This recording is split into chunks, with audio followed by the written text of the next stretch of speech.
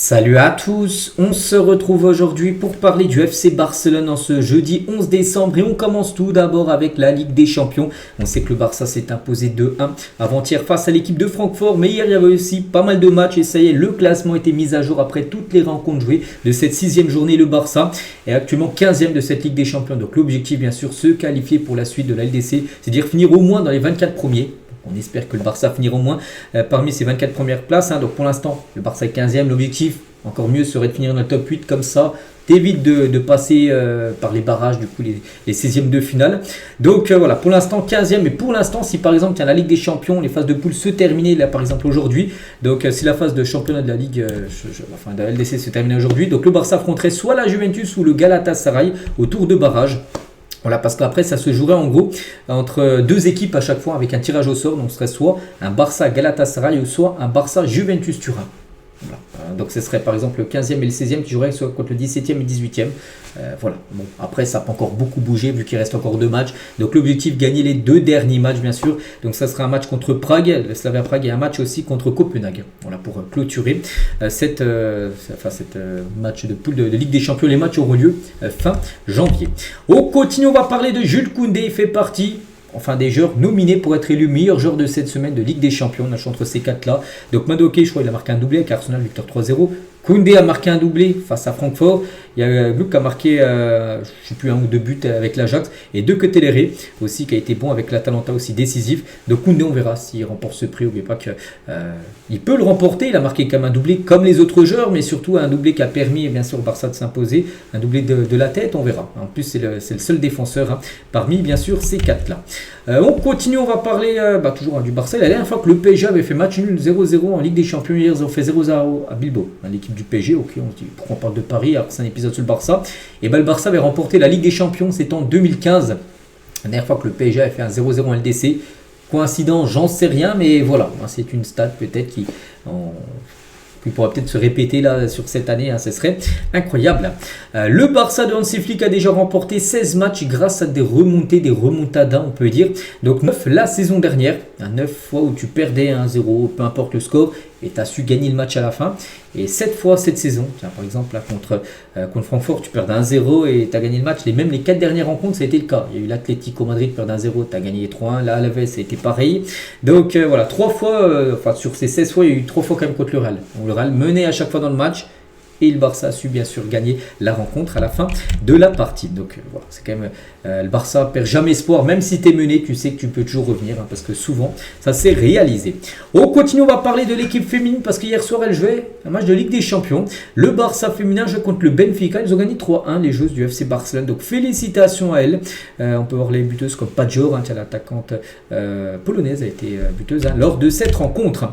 Les unes aujourd'hui, ça parle de la victoire des filles, bon, un petit encadré, surtout ça en bas. Pourtant ils ont gagné hier 3-1. On peut voir en bas, en milieu, ça parle des filles, mais sinon ça parle beaucoup Mundo Deportivo de l'équipe Remontada avec toutes ces remontées là qu'on parlait juste avant, mais surtout aussi ça parle du Real Madrid, club rival bien sûr du Barça, s'est incliné 2-1 hier contre City, et ça parle de ça avec Xabi Alonso, même c'est qui, Hendrik ou Rodrigo, je ne vais même pas reconnaître c'est qui, c'est Hendrik, voilà, que ça va pas fort du côté du Real, mais bon, nous ce qui nous intéresse c'est le FC Barcelone, et voilà. En tout cas les journaux Mundo Deportivo Sport aujourd'hui qui relayent beaucoup les infos du Barça, ça a titré plutôt sur le Real Madrid avec la défaite hier contre City. Concernant le programme des prochains matchs, bien sûr pour le FC Barcelone, donc aujourd'hui pas de match en ce jeudi, donc prochain match après-demain c'est le 13, donc c'est samedi, donc 18h30 au Camp Nou de nouveau, réception de l'équipe d'Osasuna. Voilà, pour un match important, bien sûr en Liga, surtout que tu as 4 points d'avance sur le Real qui jouera du coup le lendemain. C'est vrai que si le Barça s'impose samedi, tu peux prendre 7 points d'avance sur le Real. Donc tu auras le match le lendemain à jouer, mais ça sera un déplacement compliqué à la veste. Donc oui, le Real Madrid peut perdre encore des points. Donc voilà, tu mettrais une grosse pression encore de nouveau sur le Real, en cas de victoire bien sûr, après-demain. Ensuite, il y aura Guadalajara, donc ça sera mardi prochain. La Coupe du Roi, 16e de finale. Et ensuite, le 21, ça sera. Le 21, ça doit être un dimanche, oui, parce que c'est le début de la CAN. Je sais que ça commence Maroc-Comore, le match d'ouverture, ça sera un dimanche. Donc voilà, dimanche 21, ce Villarreal-Barça de base qui devait se jouer à Miami. On se souvient, on a beaucoup parlé, mais du coup, il se jouera bien la Ceramica, le stade de Villarreal. Puis après, ça sera la trêve hivernale. Les joueurs partiront fêter les fêtes de fin d'année en famille, puis reviendront peut-être aux alentours du 28-29 à l'entraînement pour préparer le match le 3, le derby face à l'Espagnol. Ensuite, il y aura Bilbao, demi-finale de Supercoupe d'Espagne, avec potentiellement la finale, peut-être affronter soit le Real, soit l'Atlético Madrid, et le Real Sociedad ensuite le 18. Voilà, toutes les rencontres bien sûr pour les prochains matchs. Hansi Flick a donné du repos aux joueurs aujourd'hui. Il n'y a pas eu de séance d'entraînement, donc le repos c'est exactement hier. Hier, le lendemain du match, victoire de 1. Donc aujourd'hui, reprise dans l'entraînement. Aujourd'hui, jeudi, retour à l'entraînement, bien sûr. Entraînement de nouveau demain, vendredi, pour préparer, bien sûr, le match. Contre Osasuna, samedi à 18h30. Des nouvelles, de Lewandowski. On apprend aujourd'hui qu'il a inscrit 8 buts en 17 matchs, toutes compétitions confondues cette saison. C'est pas fou, pour Lewandowski, 8 buts en 17 matchs. On sait qu'il peut faire beaucoup mieux. Par exemple, la saison dernière, juste si on compare avec la saison dernière, au bout de 17 matchs, pareil, il avait marqué 19 buts. Et là, il en a marqué 8. Moins de la moitié. Donc, voilà, c'est une saison plus compliquée, peut-être sa dernière saison C1 du côté du club. Des nouvelles de Dani Olmo, c'est que lors du dernier match où il avait pu jouer, il s'était blessé. Il s'était blessé à l'épaule, luxation. Donc Dani Olmo, objectif être là contre l'Espagnol Barcelone le 3 janvier prochain. Donc le milieu offensif se remet bien de sa luxation de l'épaule gauche et les délais prévus pour le traitement conservateur sont respectés. Donc normalement, voilà, il devrait louper, comme j'ai dit, là, les derniers matchs. Voilà, ces trois-là. Il pourrait revenir après la trêve hivernale, la reprise de l'entraînement qui doit être fixée au 28-29 décembre. Voilà, il devrait revenir dans ces eaux-là, tout simplement. Dani Olmo.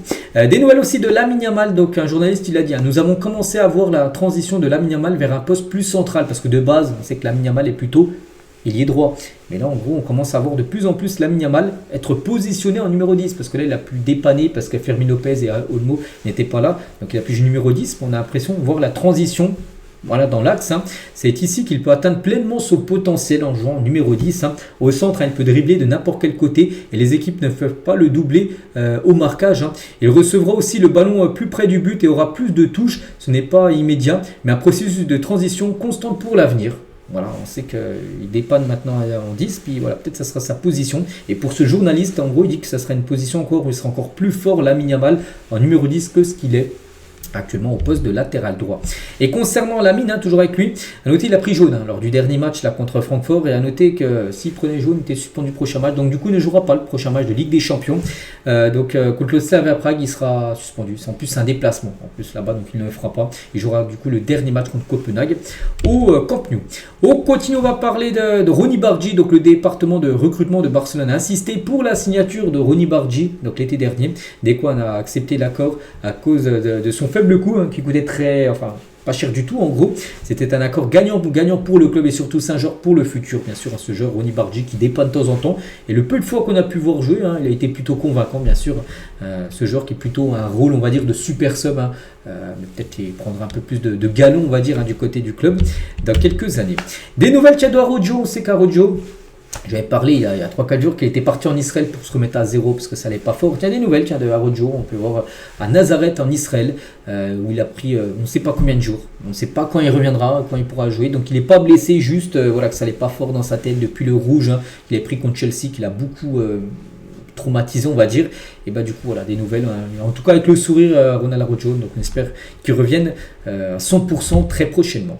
Des nouvelles aussi, de Francfort. J'en ai parlé hier, j'avais dit qu'ils ont fait n'importe quoi dans les tribunes. Ils ont jeté plein de trucs sur les supporters du Barça qui sont là. Et là, c'est les supporters de Francfort. Donc ils ont balancé plein de trucs. Il n'y a pas de filet de protection. Donc tout ce qu'ils balançaient, les supporters de Barça le recevaient sur la tête. Ils ont cassé des sièges. Ils ont cassé des panneaux de sécurité.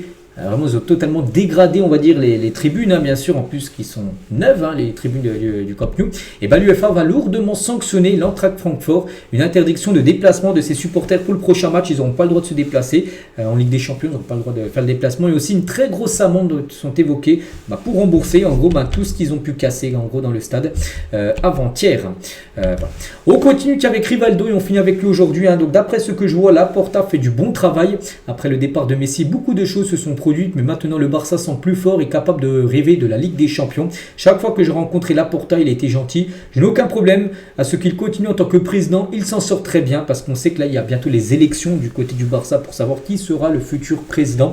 Laporta aimerait bien sûr encore continuer, refaire un mandat ou peut-être un autre président. Donc en tout cas, Rivaldo, lui, est très content du mandat actuel, bien sûr, de Laporta. Et pour finir, aujourd'hui avec Rivaldo, si quelque chose se présente pour moi à l'avenir, Je suis ouvert à écouter. Si j'avais la chance de retravailler dans un club comme le Barça, je l'accepterais. Le club compte beaucoup pour moi. Ça me rend heureux de voir d'anciens joueurs comme Baletti et Deco travailler au club, comme directeur sportif par exemple. Je suis toujours disponible s'il m'appelle un jour. Bon, n'importe quel rôle, directeur sportif ou peut-être un autre rôle. S'il passe ses diplômes d'entraîneur, pourquoi pas. Mais voilà, il aimerait un jour retravailler au sein du FC Barcelone tout simplement. Rivaldo, donc voilà ce qu'il y avait à dire aujourd'hui. J'espère que ça vous a plu. On se retrouve demain. Donc demain vendredi pour le prochain numéro. Je vous souhaite une très bonne journée et à demain.